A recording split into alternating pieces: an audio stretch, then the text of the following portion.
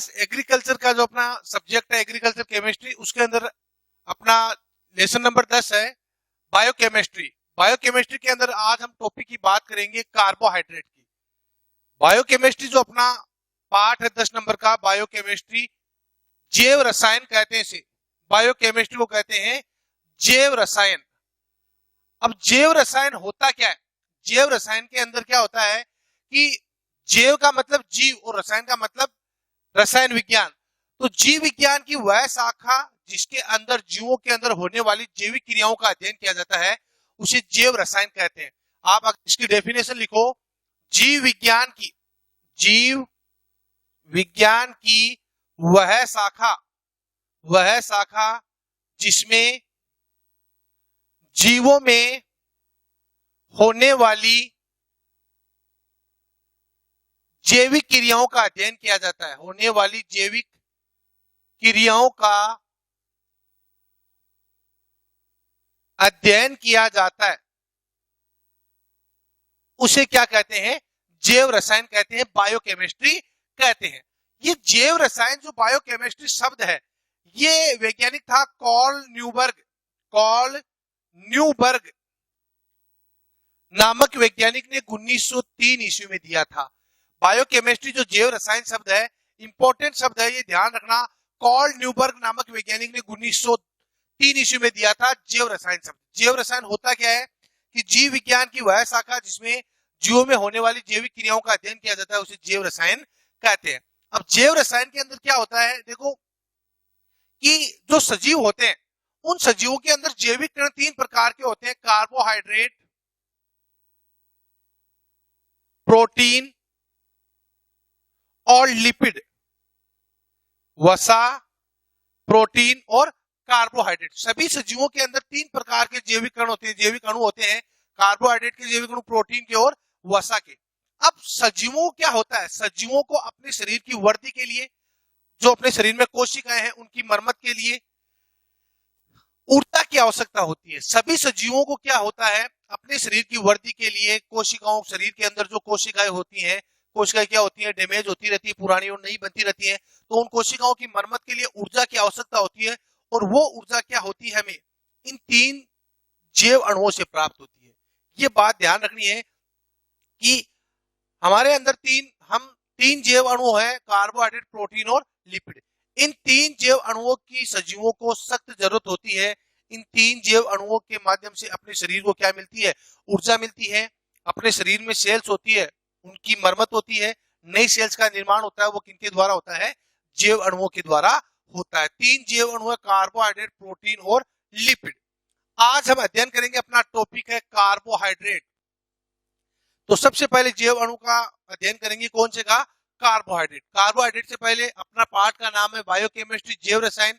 जैव रसायन किसे कहते हैं कि जीव विज्ञान की वह शाखा जिसमें सजीवों में होने वाली जैविक क्रियाओं का अध्ययन किया जाता है उसे जैव रसायन कहते हैं। जैव रसायन शब्द किसने दिया था, कार्ल न्यूबर्ग नामक वैज्ञानिक ने 1903 ईस्वी में दिया था। तो अब स्टार्ट करते हैं हम कार्बोहाइड्रेट की। कार्बोहाइड्रेट क्या होते हैं, कितने प्रकार के होते हैं और प्रकारों के अंदर कौन कौन सी इनके अंदर शर्कराएं आती है। अब कार्बोहाइड्रेट देखो,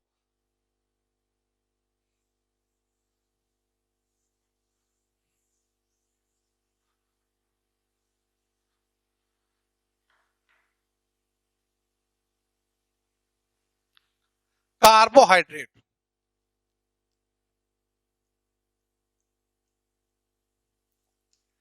अब मुख्यतः कार्बोहाइड्रेट के स्रोत होते हैं अनाज। देखिए, जब हम अनाज खाते हैं, अनाज के अंदर हम गेहूं की रोटी खाते हैं, बाजरे की खाते हैं, जो चावल होते हैं वो जवार की रोटी। जब ये मुख्य स्रोत है कार्बोहाइड्रेट के अपने शरीर के लिए। तो जब हम अनाज खाते हैं, अनाज अपने शरीर में जाकर जब उसका अपघटन होता है तो वो ग्लूकोज का निर्माण करता है। किसका निर्माण करता है, ग्लूकोज का। और ग्लूकोज क्या होती है, एक शर्करा होती है, शुगर होती है जो मीठी होती है। शर्करा होती है, शुगर होती है जो मीठी होती है, और इससे हमारे शरीर को क्या मिलती है, एनर्जी मिलती है। क्या मिलती है, एनर्जी मिलती है। तो कार्बोहाइड्रेट के मुख्यतः अगर आपको कोई पूछे कि कार्बोहाइड्रेट के स्रोत कौन कौन से हैं, तो आपको कार्बोहाइड्रेट के स्रोत बताने हैं कि कार्बोहाइड्रेट के स्रोत मुख्यतः अनाज होते हैं। अनाज में कौन से, जो अनाज हम खाते हैं, कौन कौन से अनाज, गेहूं है, जौ है, बाजरा है, मक्का है, ये अनाज होते हैं। ये अनाज जब हमारे शरीर में जाते हैं तो हमारे शरीर में जाकर इनका अपघटन होने पर क्या मिलता है, बनता है ग्लूकोज बनता है, और ग्लूकोज से अपने शरीर को क्या मिलती है, एनर्जी मिलती है। अब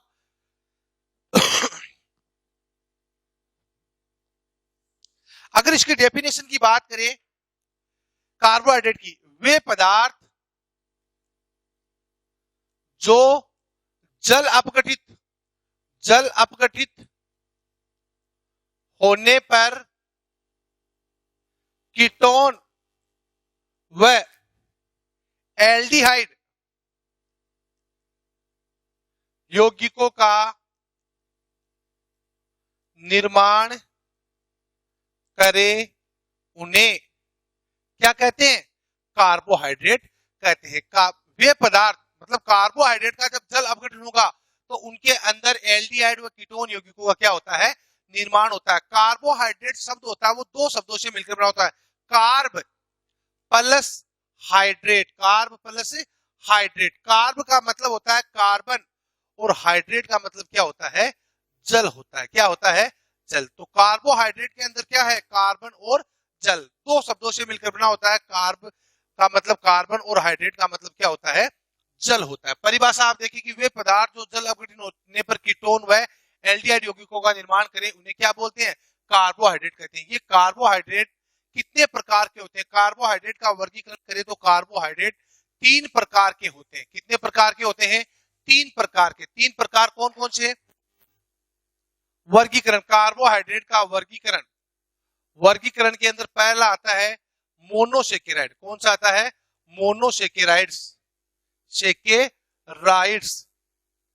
दूसरा आता है ओलिगोसेकेराइड्स, ओलिगोसेकेराइड्स। और तीसरा आता है पॉलीसेकेराइड, पॉलीसेकेराइड्स। 3 प्रकार है वर्गीकरण के अंदर, इसके अंदर 3 प्रकार है। पहला है मोनोसेकेराइड, दूसरा ओलिगोसेकेराइड और तीसरा पॉलीसेकेराइड। अब होता क्या है, मोनोसेकेराइड, मोनो का मतलब होता है एक, मतलब इनका जब जल अपघटन होगा तो इसमें एक प्रकार की शर्करा मिलती है। दूसरा होता है ओलिगोसेकेराइड, उसके अंदर 2 से लेकर 10 प्रकार की शर्करा। तीसरा होता है पॉलीसेकेराइड, उसके अंदर 10 से अधिक प्रकार की शर्कराएं पाई जाती है। तो एक एक का वर्णन करते हैं। कार्बोहाइड्रेट के अंदर अपना टॉपिक चल रहा है कार्बोहाइड्रेट, कार्बोहाइड्रेट। इस कार्बोहाइड्रेट का एक सूत्र आपको याद रखना है, इसका सूत्र होता है CH2O की घात y। ये अपने को विशेष ध्यान रखना है, CH2O की घात y।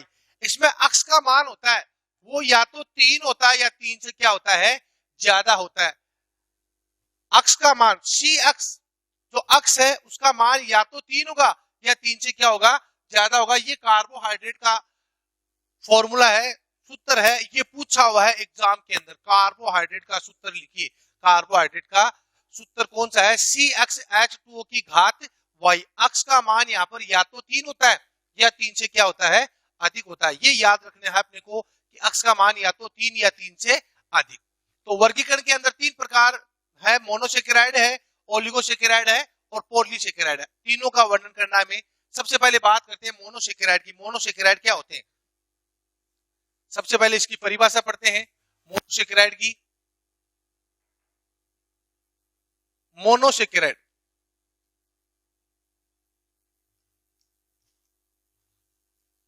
परिभाषा है कि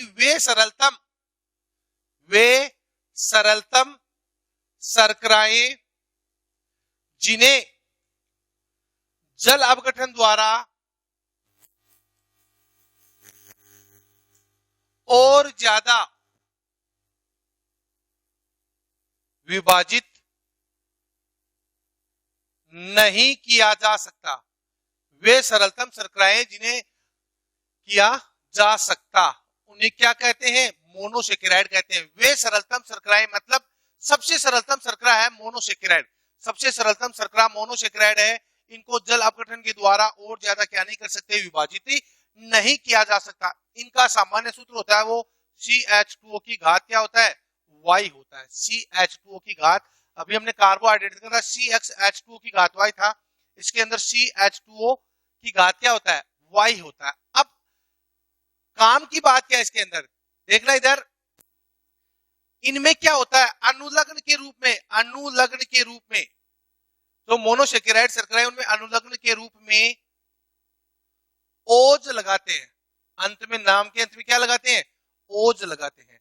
जैसे सुक्रोज, माल्टोज, अंत में क्या नाम आ रहा है, ओज नाम आ रहा है। तो इनमें जो मोनोसेकेराइड शर्कराएं हैं उनमें क्या है, नाम के अंत में क्या लगाते हैं, अनुलग्न के रूप में क्या लगाते हैं, ओज लगाते हैं। अनुलग्न के रूप में ओज लगाते हैं। अब अभी हमने फॉर्मूला देखा था CH2O की घात Y, अक्स का मान कितना था, 3 या 3 से अधिक। इनके अंदर जो सरलतम शर्कराएं हैं जिनमें 3 कार्बन परमाणु होंगे तो उसका एग्जाम्पल कौन सा होगा, 4 कार्बन परमाणु होंगे उसका एग्जाम्पल कौन सा होगा। सबसे पहले है 3 कार्बन परमाणु, उसमें होगा ग्लिसरैल्डिहाइड, ग्लिसरैल्डिहाइड एवं डाइहाइड्रोक्सी एसीटोन अणु, डाइहाइड्रोक्सी एसीटोन अणु।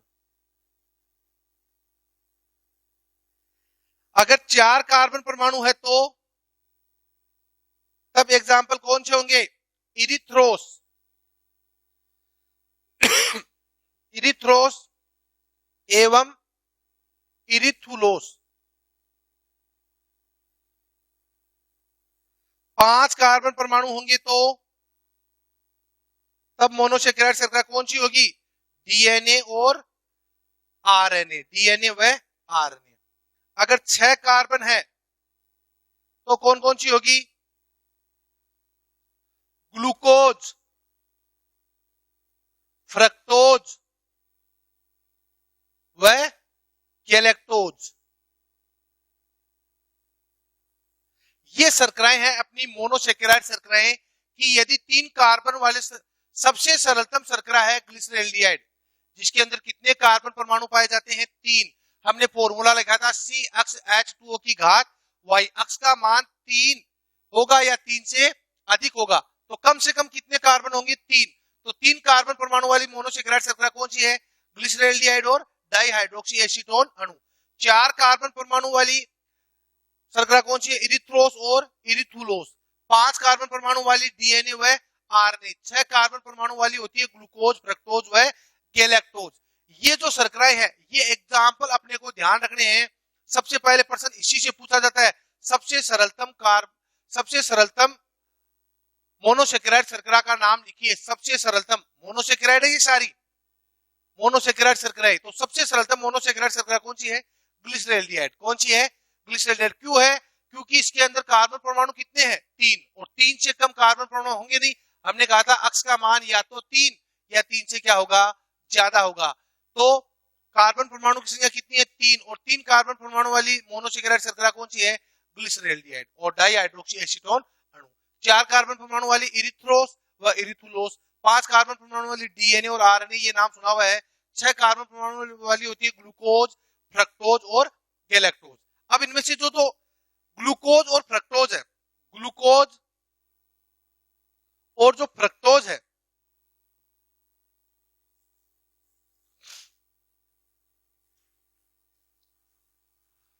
ग्लूकोज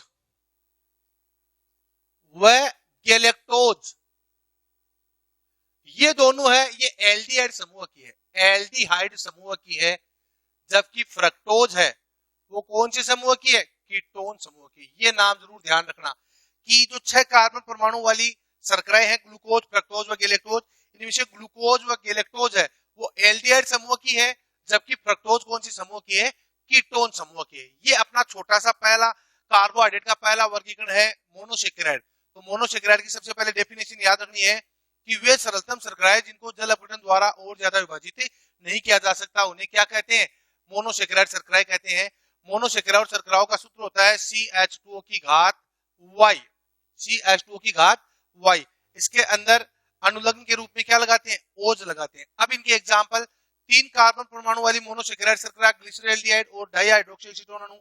4 कार्बन परमाणु वाली इरिथ्रोस व इरिथुलोस।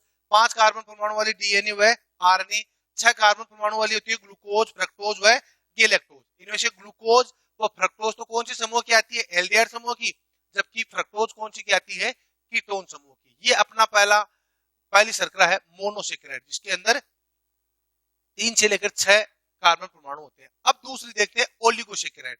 ओलिगोसेकेराइड में मैंने बताया था 2 से तो ज्यादा और 10 से कम क्या होती है, शर्कराएं होती है, जिनका जल अपघटन करने पर 2 से तो ज्यादा शर्कराएं हो और 10 से क्या हो, कम हो। तो दूसरी देखते हैं ओलिगोसेकेराइड की।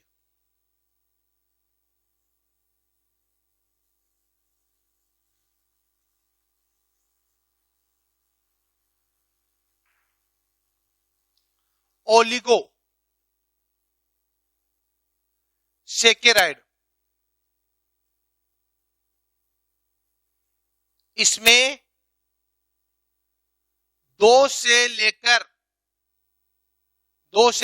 10 तक शर्करा ये पाई जाती है। 2 से लेकर कितने तक पाई जाती है, 10 तक। मैंने शुरुआत में कहा था कि ओलिगोसेकेराइड के अंदर होता है 2 से लेकर 10 तक की शर्करा होती है। अगर इसकी डेफिनेशन लिखिए, परिभाषा लिखिए कि ओलिगोसेकेराइड किसे कहते हैं।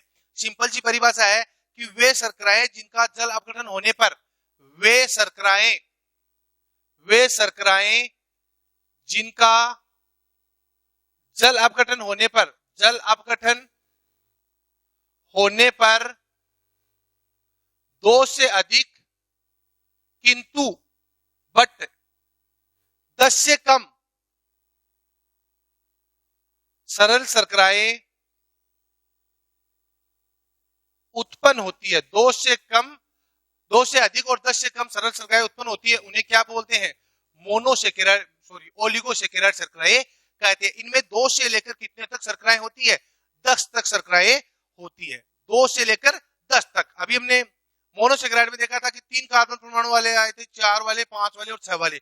इसमें कहां से स्टार्ट होगी, 2 से लेकर 10 तक, 2 से ज्यादा और 10 से क्या होगी, कम होगी। अब एग्जाम्पल वही बात है जिसे हम मोनोसेकेराइड के अंदर हमने देखे थे, ग्लिसरॉल्डिहाइड, डाइहाइड्रोक्सी एसीटोन अणु, इरिथ्रोस, डीएनए, आरएनए, ग्लूकोज, फ्रक्टोज और गैलेक्टोज। वो एग्जाम्पल इसमें देख लें। अगर 2 होगी तो कौन कौन से एग्जाम्पल होंगे, अगर 3 होगी तो कौन कौन से होंगे, अगर 4 होगी तो कौन से होंगे, और 5 होगी तो कौन से होंगे। सबसे पहले बात करते हैं डाइसेकेराइड शर्करा। इसके अंदर आता है सुक्रोज एवं लैक्टोज। लैक्टोज शर्करा होती है वो दूध में पाई जाती है, जबकि सुक्रोज शर्करा होती है वो गन्ने और चुकंदर में पाई जाती है। इस लैक्टोज शर्करा के कारण दूध कैसा होता है, मीठा होता है। दूसरी होती है ट्राइसेकेराइड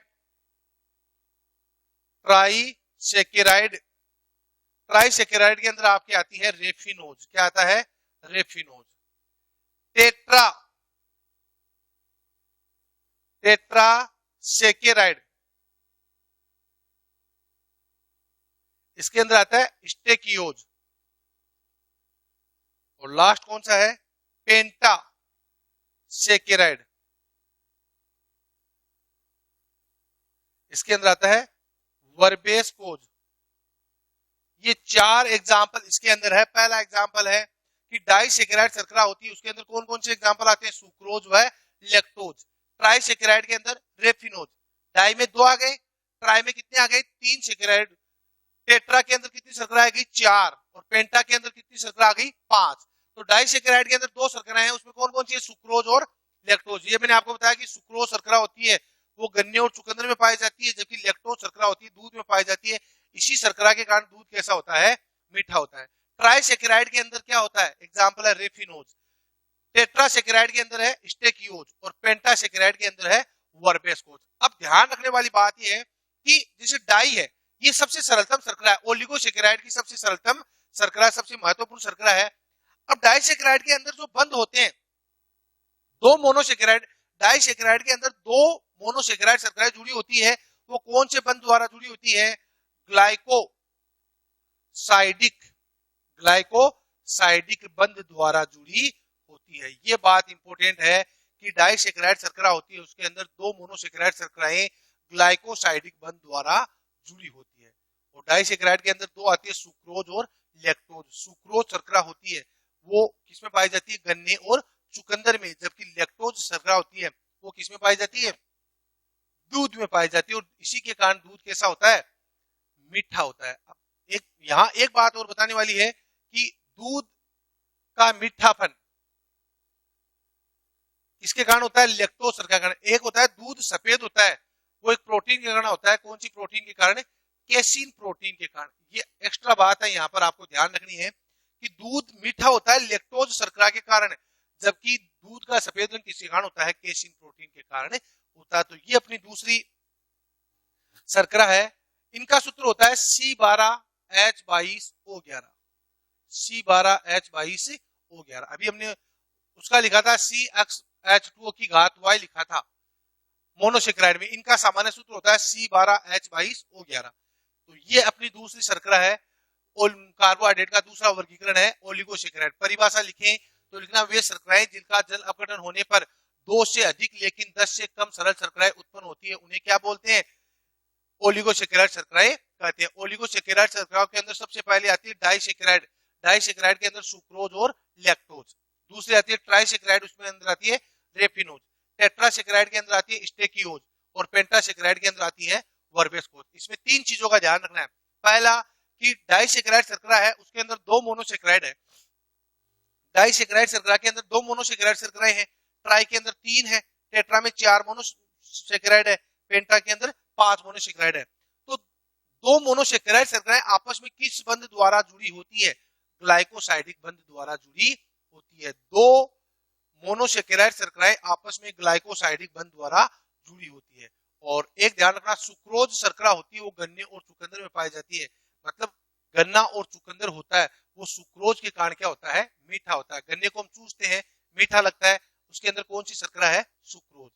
दूध हम पीते हैं मीठा लगता है, उसके अंदर कौन सी शर्करा है, लैक्टोज। और एक और ध्यान रखना, दूध का सफेद रंग किस प्रोटीन के कारण होता है, केसिन प्रोटीन के कारण होता है। ये अपना दूसरा था ओलिगोसैकेराइड। अब देखो मोनोसैकेराइड और ओलिगोसैकेराइड है, ये दोनों शर्कराएं होती है, ये मीठी होती है।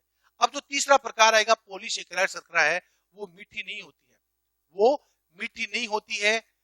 और ये जो शर्कराएं हैं ये पादपों में पाई जाती है, अधिकांश किसमें पाई जाती है, प्राकृतिक रूप से ये पाई जाती है। अब तीसरी शर्करा है पॉलीसैकेराइड, वो मीठी नहीं होती है, उसे अशर्करा कहते हैं। क्या लिखते हैं तीसरी, कौन सी, पॉलीसैकेराइड।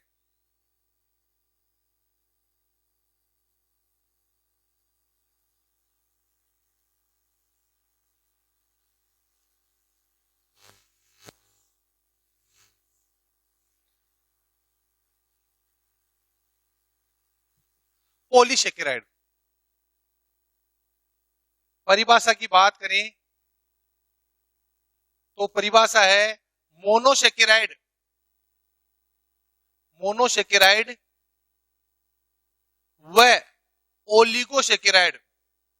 ओलिगोसैकेराइड बहुलक के ऐसे बहुलक जिनका अणुभार बहुत अधिक होता है उन्हें पॉलीसैकेराइड कहते हैं। उन्हें पॉलीसैकेराइड कहते हैं। ये तीसरा है पॉलीसैकेराइड। उसकी परिभाषा है कि मोनोसैकेराइड और ओलिगोसैकेराइड के ऐसे बहुलक जिनका अणुभार बहुत अधिक होता है उन्हें क्या कहते हैं, उन्हें पॉलीसैकेराइड कहते हैं। अब मैंने आपको कहा था कि इन्हें अशर्करा भी कहते हैं, इन्हें अशर्करा भी कहते हैं क्योंकि